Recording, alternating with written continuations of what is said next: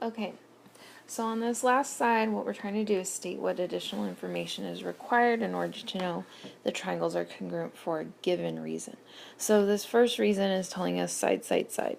Okay, so what I see that I have so far is a side here matches a side here, then another side here matches another side here. Okay, the missing piece of information is I have two sides, I need the third side.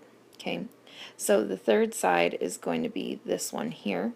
Okay, so my last missing piece of information would be segment VT, okay, is congruent to segment JL. Alright, let's look at number 25. Number 25 again wants it by side, side, side. So I'm going to look at what I have. I have a side here and a side here. I also have a side over here and a side over here marked congruent. That's two sides so far, so I have two out of the three sides. I need the third one. So the third one is going to be the one that is not labeled. Okay, and so I'm going to go ahead and write that. So segment SQ from the first triangle would have to be congruent to segment GE from the second triangle in order to use that theorem. Alright, let's take a look at number 26. It wants us to use side, angle, side. Let's see what I have going already. I have a side in both of the triangles. I also have an angle. Okay, this one's asking for side, angle, side, so I am missing another side. Now, if I choose this side here, that's going to give me ASS. ASS. That's not going to work. Okay, so I can't use that one. I have to actually use the other one, which is down here. Okay, and so in the other triangle, I'm going to check where that would be. If I use this one down here in the other triangle, again, I'm getting ASS. That's not working, right? So in this other triangle, it's actually going to be this side over here. Okay, now I get side, angle, side, right? In the other triangle over here, I get side, angle, side. Okay, so let's go ahead and list out the side that we need. Okay, in the first triangle, it would be side NM is congruent to, in the second triangle, YX.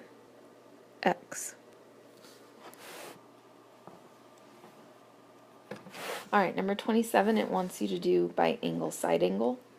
Okay, the only thing I have here so far drawn is I have this angle here with two marks.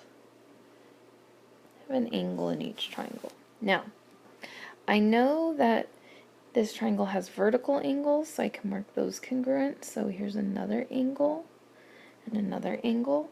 Now, I have the angles already. So what's missing? The side. Okay, and it's the side that goes between the two angles. So if I check, does this side go between the two angles? Does it touch both of them? No. What about this side over here? No. What about this side right here? Yes, it's touching the yellow angle and the blue angle. So I'm going to do that same positioning on the other triangle, which is right there. And now I would have angle, side, angle. So my side that I highlighted with the missing information is going to be CB is congruent to, in the other triangle, GB.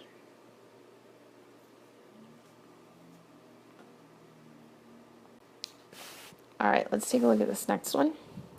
Okay, this next one, it's wanting hypotenuse leg.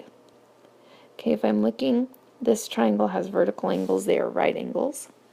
It also has a segment, okay, marked congruent.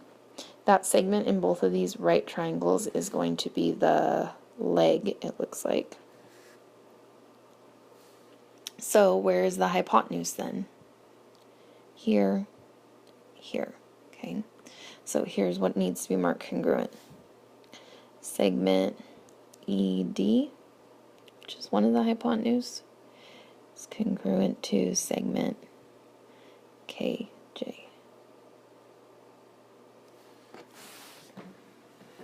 Alright, number 29. Number 29, I want to prove congruence by side angle side. So far I just have a side here and a side here. I know that I have some angles congruent, so this angle and this angle are vertical. That would make them congruent. Okay, and then if I have a side and I have an angle, what I'm looking for is the next side. So if I use this side, I'm getting side, side, angle, which is not what I want. I want side, angle, side. Okay, also, if I go the other, I'm getting ASS, everyone's favorite way to prove triangles are not congruent, right? So we're not going to use that one. Okay, we're going to use this other side over here.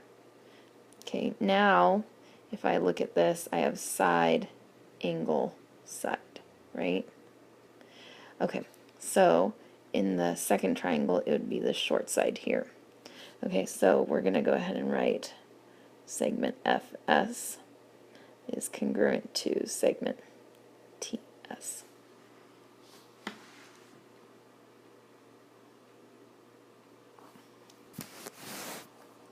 Alright, let's go ahead and take a look at number 30.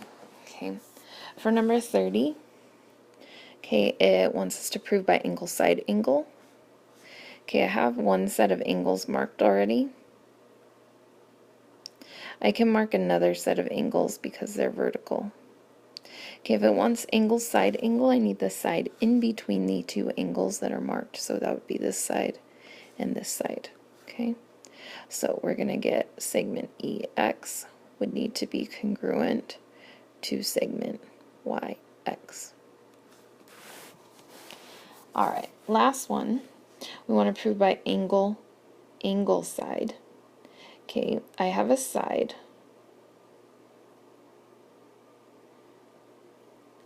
There is not a marked angle, but there's a known one. It's that one right there. It's vertical. If I want angle side, the only other angle I need would be, it's looking like this one over here. Here's why. Then I go angle side, right? In the other triangle, angle side. Okay, so let's write that angle down. Okay, that angle is angle D. It's congruent to angle U.